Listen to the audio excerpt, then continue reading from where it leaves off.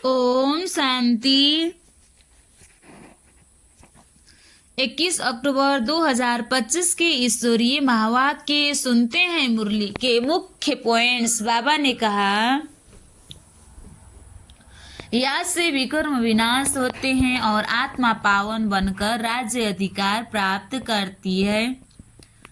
ज्ञान आत्मा को अतीन्द्रिय सुख देता है, जिससे आत्मा उत्साहित रहती है। यह ज्ञान बहुत सहज है। इसे प्राप्त करने के लिए कोई भाषा, शास्त्र या तप की आवश्यकता नहीं, सिर्फ आत्मा परमात्मा का योग चाहिए। बाबा ने कहा, सवेरे उठकर बाबा से मीठी मीठी बातें करो। सुबह का समय आत्मा की शक्ति और शांति के लिए श्रेष्ठ है। विचार सागर मंथन का यही श्रेष्ठ समय है। दृढ़ संकल्प भी आत्मा को माया से बचाता है और स्थिति को अडोल बनाता है। बाबा ज्ञान देकर श्रेष्ठाचारी राज्य स्थापन कराते हैं, जहां आत्मा पवित्र, सुखी और शक्तिशाली होती है। ज्ञान से बनते हैं पदमपति। असली कमाई और पुण्य का खाता जमा करो, भक्ति से नहीं, सिर्फ ज्ञान और योग से। और अब सुनते हैं महावाक्यों को विस्तार से। मुरली का सार। मीठे बच्चे, सवेरे सवेरे उठ बाप से मीठी मीठी बातें करो। विचार सागर मंथन करने के लिए सवेरे का टाइम बहुत अच्छा है। मीठे बच्चे, सवेरे सवेरे उठ बाप से मीठी मीठी बातें करो। विचार सागर मंथन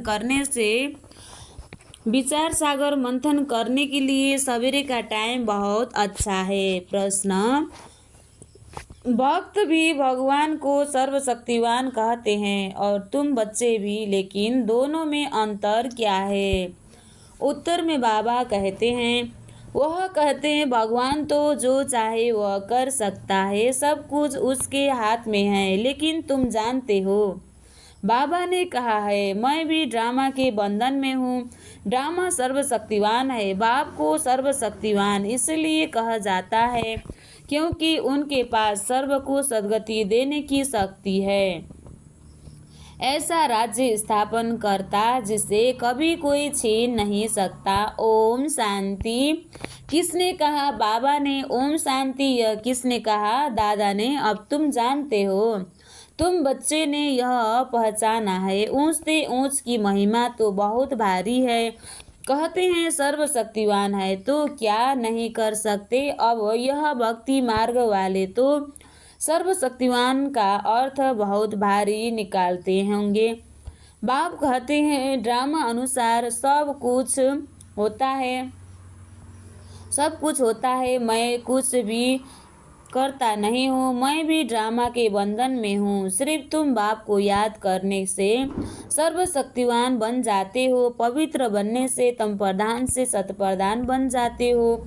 बाप सर्वशक्तिवान है, उनको सिखलाना होता है। बच्चे, मुझे याद करो तो विकर्म विनाश हो जाएंगे, फिर सर्वशक्तिवान बन विश्व पर राज्य करेंगे। शक्ति नहीं होगी तो राज्य कैसे करेंगे? शक्ति मिलती है और योग से, इसलिए भारत का प्राचीन योग बहुत गाया जाता है। योग से शक्ति मिलती है, इसलिए योग का गायन है। तुम बच्चे नंबरवार याद कर और खुशी में आते हो। तुम जानते हो हम आत्माएं बाप को याद करने से विश्व पर राज्य प्राप्त कर सकते हैं। कोई की ताकत नहीं जो छीन सके। ऊंच से ऊंच बाप की महिमा सब करते हैं, परंतु समझते कुछ नहीं।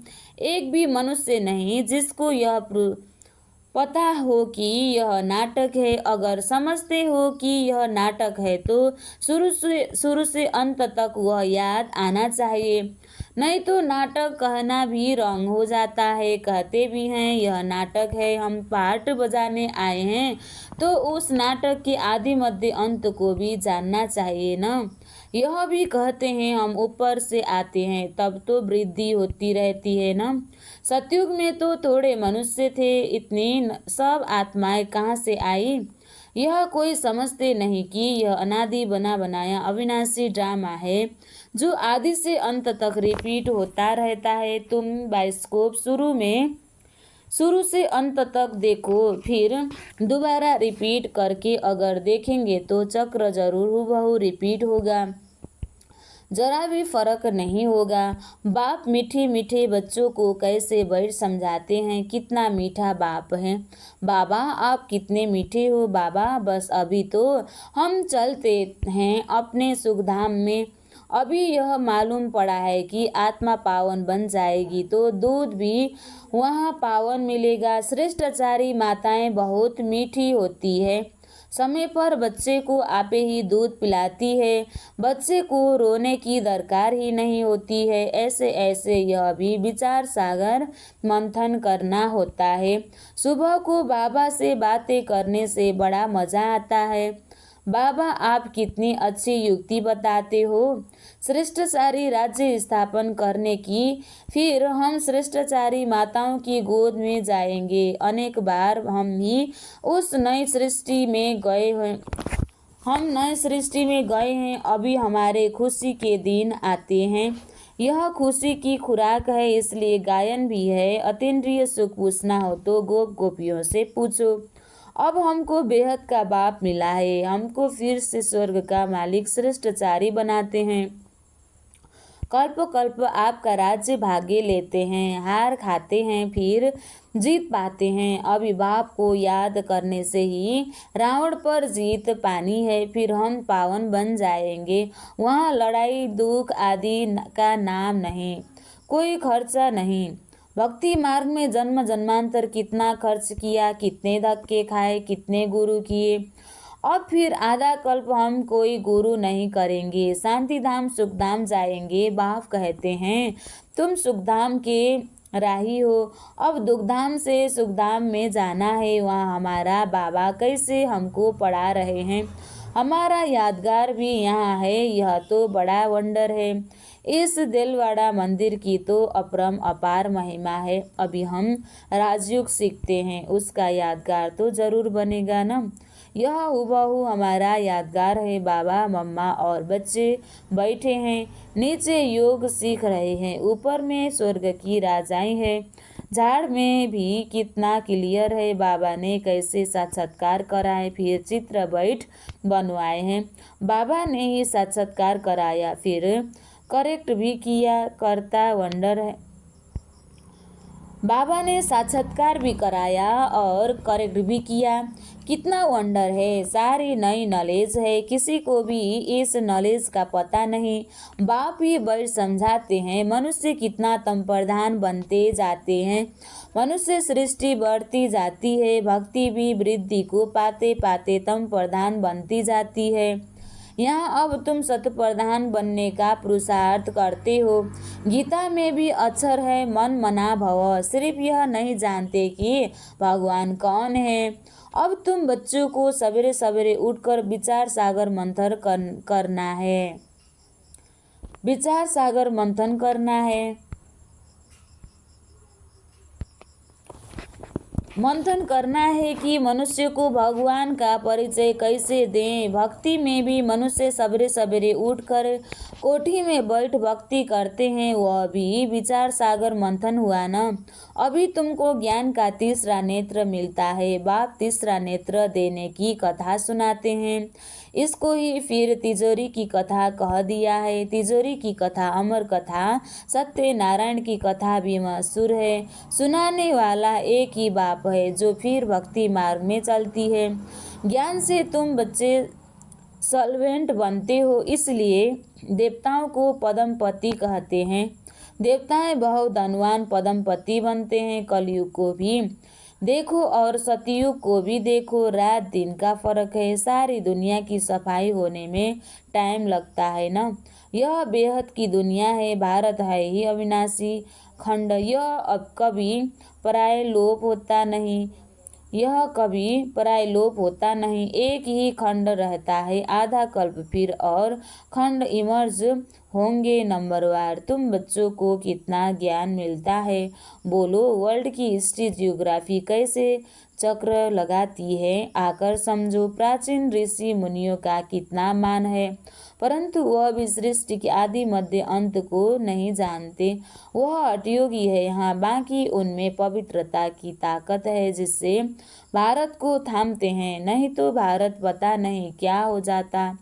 मकान को पोची आदि लगाई जाती है न तो शोभा होती है। भारत महान पवित्र था, अब वही पतित बना है। वहाँ तुम्हारा सुख भी बहुत समय चलता है, तुम्हारे पास बहुत धन रहता है। तुम भारत में ही रहते थे, तुम्हारा राज्य था। कल की बात है, फिर बाद में अन्य धर्म आए हैं।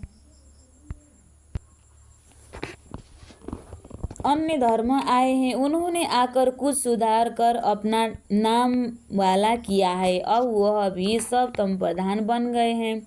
अब तुम बच्चों को कितनी खुशी होनी चाहिए। यह सब बातें नए को नहीं सुनानी है। पहले पहले तो बाप की पहचान देनी है।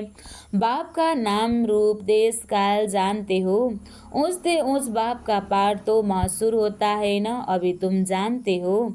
वह बाप ही हमको डायरेक्शन दे रहे हैं। तुम फिर से अपनी राजधानी स्थापन कर रहे हो। तुम बच्चे मेरे मददगार हो, तुम पवित्र बनते हो। तुम्हारे लिए पवित्र दुनिया जरूर स्थापन होनी है। तुम यह लिख सकते हो कि पुरानी दुनिया बदल रही है, फिर यह सूर्यवंशी चंद्रवंशी राज्य होगा, फिर रावण राज्य होगा। चित्रों पर समझाना बहुत मीठा लगता है।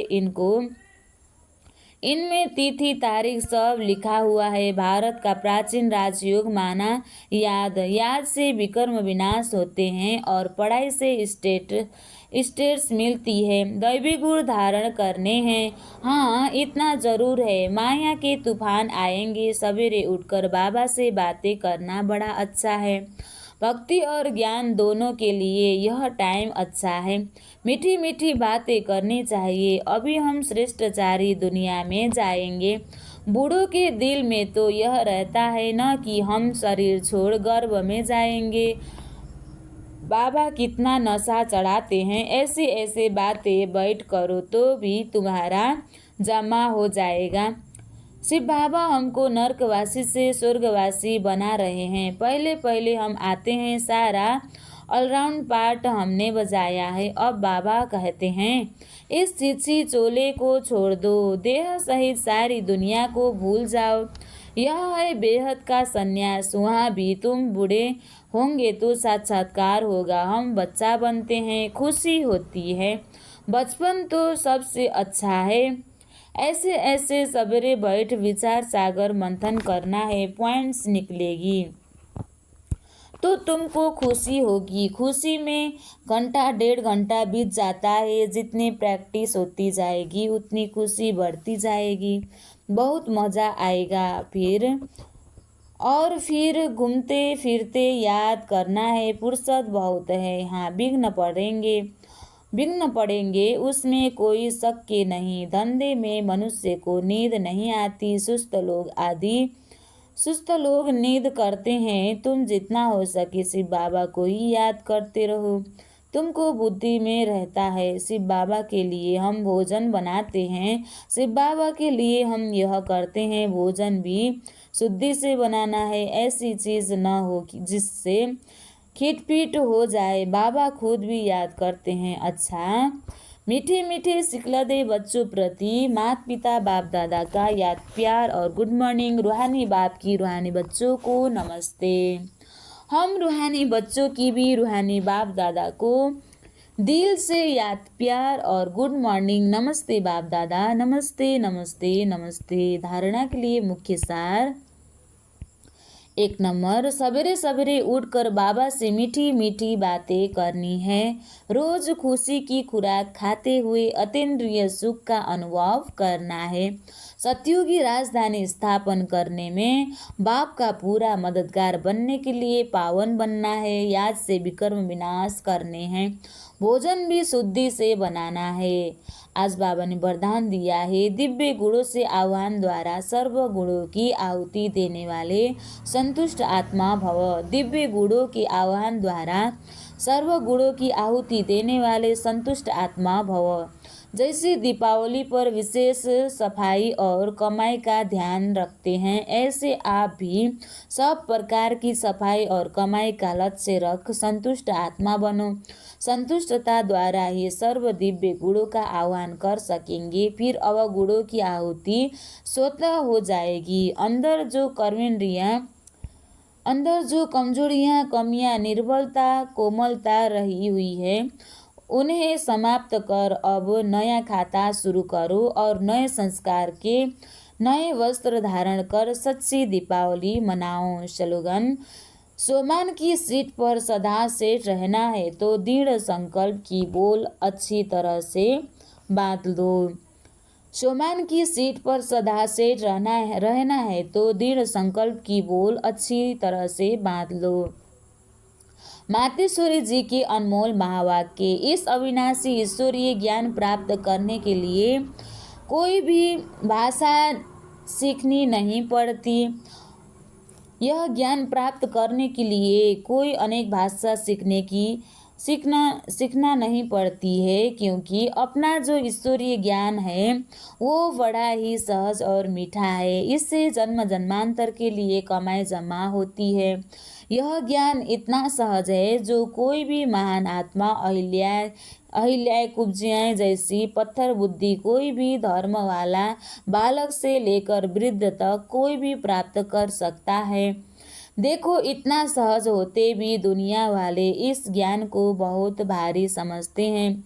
कोई समझते हैं जब हम बहुत वेद शास्त्र उपनिषद पढ़कर बड़े बड़े विद्वान बने, उसके लिए फिर भाषा सीखनी पड़े, बहुत हठ योग करें तभी प्राप्ति हो सकती है। लेकिन यह तो हम अपने अनुभव से जान चुके हैं कि यह ज्ञान बड़ा ही सहज और सरल है, क्योंकि स्वयं परमात्मा पढ़ा रहे हैं। इसमें न कोई हठ क्रिया, न जप तप, न शास्त्रवादी पंडित बनना, न कोई इसके लिए संस्कार भाषा सीखने की जरूरत है।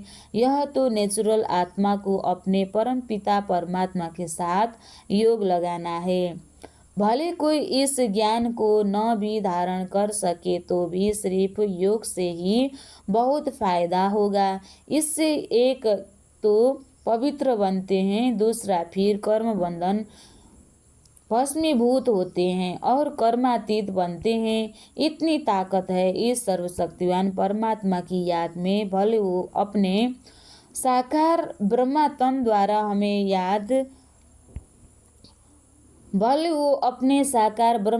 द्वारा हमें योग सिखला रहे हैं, परंतु याद फिर भी डायरेक्ट उस ज्योति स्वरूप शिव परमात्मा को करना है। उस याद से ही कर्म बंधन की मैल उतरेगी। अच्छा, ओम शांति। अव्यक्त इशारे स्वयं और सर्व के प्रति मनसा द्वारा योग की शक्तियों का प्रयोग करो। शांति की शक्ति का प्रयोग पहले सो के प्रति तन की व्याधि के ऊपर करके देखो। इस शक्ति द्वारा कर्म बंधन का रूप मीठे संबंध के रूप में बदल जाएगा। यह कर्म का कड़ा बंधन साइलेंस की शक्ति से पानी की लकीर मिसल अनुभव होगा। भोगने वाला नहीं, भोगना भोग रही हूँ यह नहीं, लेकिन साक्षी दृष्टा हो। इस हिसाब किताब का दृश्य भी देखते रहेंगे। अच्छा, ओम शांति।